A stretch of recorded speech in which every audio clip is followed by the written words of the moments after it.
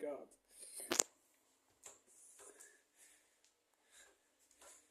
Even papa. Ja, wat is er met jouw haar gebeurd? Weet niet. Zo heel gesteld, hè? Het is helemaal gesteld, hè? Je strakke lijntjes zo rond je oren en zo.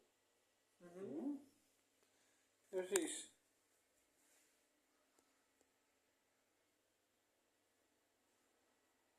Dat klopt inderdaad. Ja. Je moest wel lang wachten, maar je hebt het wel heel knap gedaan, Bart. Bij de Duitse kapper bedoel je? Je hebt een hele scheiding, hè? Klopt.